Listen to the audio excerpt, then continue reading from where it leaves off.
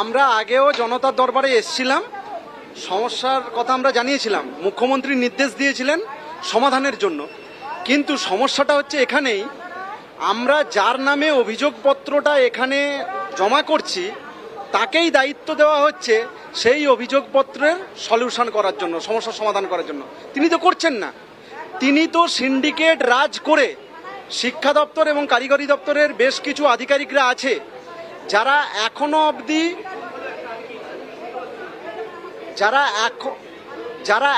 অবধি সেই সিন্ডিকেট রাজ চালিয়ে যাচ্ছে।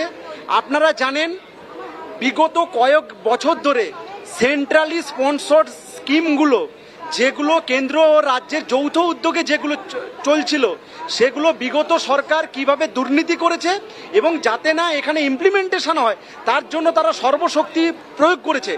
আমরা সেই করাপশনের বিরুদ্ধে লড়াই করে আমরা আজকে এই জায়গায় এসেছি এবং জাতীয় শিক্ষানীতিতে যেখানে স্টুডেন্টদের বলা হয়েছে হাতে কলমে শিক্ষার ওপর বেশি জোর দেওয়া দরকার, তাদেরকে শেখানো দরকার, সেখানে অফিসাররা বলছে গভর্নমেন্ট স্কুলের ছাত্রছাত্রীদের বলছে এই বিষয়ে পড়াশুনো করা যাবে না।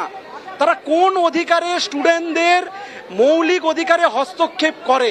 এবং আসাম, হরিয়ানা, দিল্লি, যেখানে আমাদের শিক্ষকদের, এনএসকেএফ শিক্ষকদের স্থায়ীকরণ থেকে শুরু করে বেতন পরিকাঠামো থেকে শুরু করে এজেন্সি বাদ দিয়ে সরাসরি পরিচালনা থেকে শুরু করে একটা নির্দিষ্ট নিয়ম মেনে চালানো হচ্ছে, সেটা আমাদের সরকার এখনো করেনি।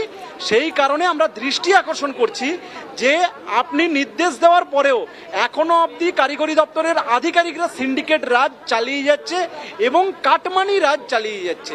সে কারণে আজকে আবার এসেছি। এর আগে একবার জানিয়েছিলেন মুখ্যমন্ত্রী? একদম জানিয়েছিলাম এবং আবারও এসছি, আবারও সেই সুযোগ পেয়েছি মুখ্যমন্ত্রীর সামনে সরাসরি বলার জন্য যে আপনার নির্দেশ কিছু অফিসার তারা স্বার্থান্বেষীভাবে তারা পালন করছেন না। তুমি সুজয় আরেকটু কথা বলো, সুজয় একটু কথা বলো, যারা এসেছেন তাদের সমস্যাগুলো সম্পর্কে তাদের সঙ্গে যদি একটু কথা বলো। একেবারে আমি তাদের সঙ্গে আরো কথা বলার চেষ্টা করব। এর আগে যখন জানিয়েছিলেন তখন কি বলেছিলেন? তখন উনি নির্দিষ্ট একটা টাইম পিরিয়ড দিয়েছিলেন যে এই টাইমের মধ্যে কিছুটা সলিউশন হবে এবং বাকিটা আমি এটা দেখছি, আস্তে আস্তে ধীরে ধীরে সমস্যার সমাধান হয়ে যাবে। কিন্তু কোনো কিছুই সমস্যার সমাধান হয়নি, উপরন্তু আধিকারিকরা আরও সমস্যার সৃষ্টি করছে। ছাত্রদেরকে বলছে এই সাবজেক্ট পড়া যাবে না, তাদেরকে রেজিস্ট্রেশন করতে বাধা দিচ্ছে। আপনি কি বলবেন? ওই একই রকম বিষয়।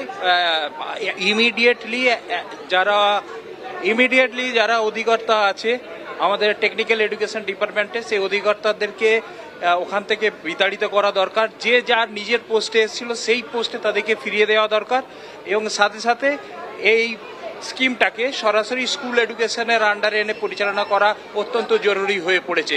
কারণ এখানে একাডেমিক ইমপ্লিমেন্টেশনের ক্ষেত্রে বহু রকমের অসুবিধা দেখা যাচ্ছে এবং আমাদের ক্ষেত্রে যে রিসেন্টলি যে আমাদের ফিনান্সিয়াল ইমপ্লিমেন্টেশনের ক্ষেত্রে যে টাকার পরিমাণ আমাদের বেড়েছে সেটাও ডিপার্টমেন্টের অফিসাররা অস্বীকার করছে। বিধানসভাতে অর্থমন্ত্রী ঘোষণা করেছেন স্টেট শেয়ারের 40% বৃদ্ধি করা হলো, স্টেট শেয়ার থেকে 2000 টাকা বৃদ্ধি করা হলো। সেখানে এই কথাটা বলেছেন বলে এটা সম্পূর্ণভাবে অস্বীকার করছে আমাদের ডিরেক্টর মহাশয়। তাহলে আমরা ওখানে ওনার সঙ্গে গিয়েছিলাম, মুখ্যমন্ত্রীর সঙ্গে কথা বলার পর আমরা নির্দেশ মতো যখন অনেক দিন ধরে এটা পেন্ডিং চলছিল, তারপর আমরা ডিপার্টমেন্টে গেছিলাম। ডিপার্টমেন্টে গিয়ে আমরা ওনাদের সঙ্গে কথা বলি, কথা বলার পর যেরকম হাল হাকিকত সেটা দেখে আমাদের বুক কেঁপে উঠেছে যে গেলেও আগের সরকার গেলেও এখানে কিন্তু সেই সিন্ডিকেট রাজ কিন্তু রয়েই গেছে। আইপ্যাক কিন্তু এখনো কন্টিনিউয়েশন চালিয়ে যাচ্ছে। আমি আরো প্রচুর মানুষ আছে তাদের সঙ্গে কথা বলার চেষ্টা করব। আপনি কি সমস্যা নিয়ে এসেছেন যদি একটু বলেন? जमीन का बंगला नहीं आता हमको साथ में। बोलिए, हिंदी में बोलिए। हाँ, हम लोग का जमीन है यहाँ इक्कीटा 2 जिम मनोहरपुर रोड कोलकाता 29 में। हम लोग का जमीन ना किराया दखल कर लिया।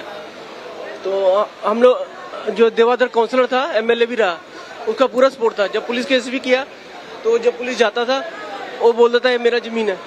जब पुलिस जाता था बोलता मेरा जमीन है, आप लोग यहाँ से जाइए। हम लोग कोर्ट केस भी किया, कोर्ट ने तोड़ने का ऑर्डर भी दिया और देवाधर ने कुछ नहीं होने दिया।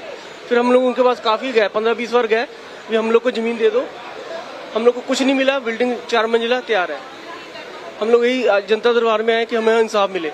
हम लोग का 4 कट्ठा ज़मीन है, रजिस्टर्ड ज़मीन है।